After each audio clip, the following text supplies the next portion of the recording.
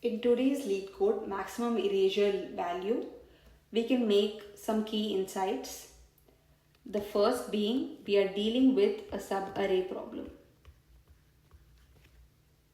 And the second being our subarray should only have unique elements.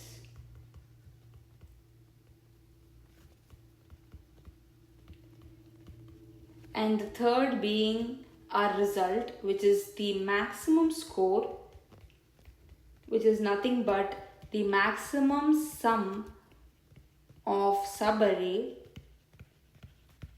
containing only unique elements.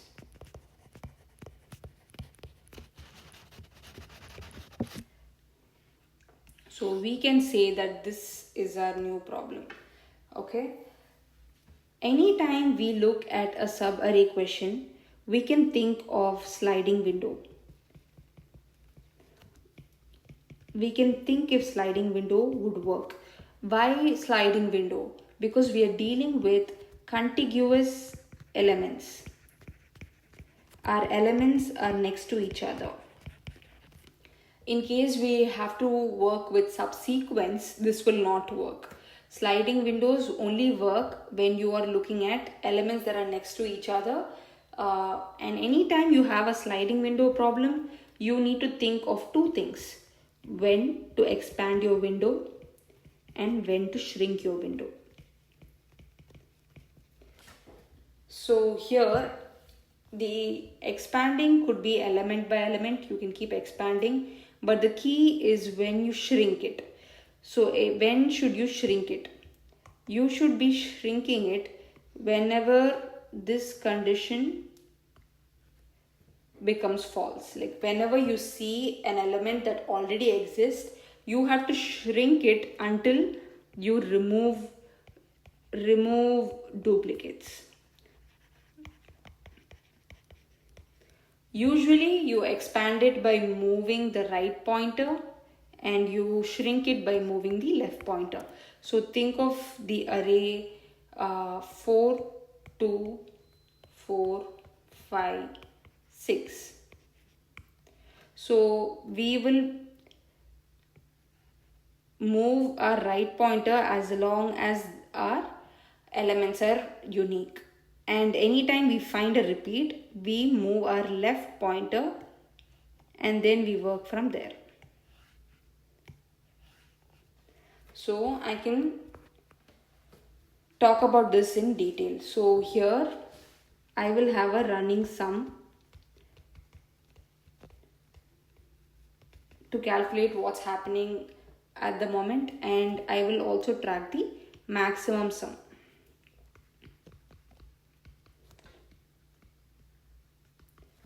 So I can initialize both at 0 and I will have my left and right. So my left and right start here, and currently I have just 4. So how do I know that this element has appeared already? The simplest way you can do that is using a hash set. A hash set allows you to see if this element already exists in our collection, in our bag or not. And this has a great time complexity of O of 1. You can quickly see if the element exists or not. This can go up to O of n time complexity in case of collisions, but we will say theoretically it is O of 1. And the running sum would keep track of the elements that we have seen so far. So let's go for a dry run. We start with the running sum. So our left and right are both at 0 and our running sum is 4. And maximum sum 4 is greater than 0, so we will update our maximum sum. And hash set we have seen 4 already, so we will add 4 here. And next we can move our right. So this will be our new window. So this becomes our new window, which means the running sum becomes 6. And the maximum sum also becomes 6, and in our hash set we can say we have also seen 2. The next time when I look at 4, when I move my right when I move my right to 4, I see that I already have seen 4. So I need to remove. So the next time when I see 4, I see that we have already seen 4. So first I need to address this. So what I would do is remove it from my running sum. 6 minus 4, I would make my running sum 2. And then I would update my hash set. My hash set would remove 4. Now, since I've moved my left pointer from here to here, now I just have 2. So now it is safe to expand my window. Now I can expand it to this point. When I do expand it, I need to update my values again. So it becomes 2 plus 4, 6, and 6 is already my maximum sum, and I can add 4 back to my hash set. And then this process would repeat. I would keep adding elements.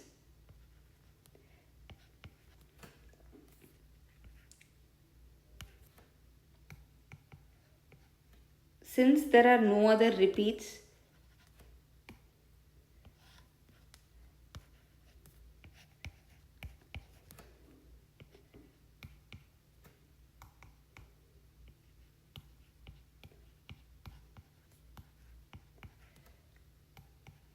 finally, now for the code, as we already discussed, I would keep track of the maximum sum, and that's what I need to return. I also need the running sum, which is sum at any given point of time. I need my left pointer. In this case, we do not explicitly need a right pointer. We go element by element, which becomes our right pointer. I'm just putting this index as right for understanding, but we don't really need this here. So as we enumerate one by one, if the current number is already part of the set, so we need a set.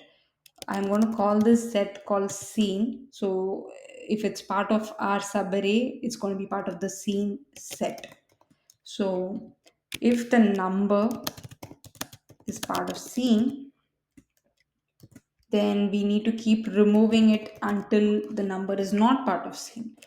As long as there is num in scene, we need to move our left window. So that means we need to update our running sum and remove our left element. We also need to remove it from our scene set. And finally, we need to update our left pointer. So as long as this number, as long as there is a duplicate, we need to keep removing it. And once it's all clean and our subarray has only unique elements and it doesn't have our current element, we can safely add our current number back to the running sum, and we can also add our current number to our scene. Finally, we can update our max sum, which should be the maximum of what it already is, and our current running sum. So this should work. Let's see. All right, I'm going to try submitting it.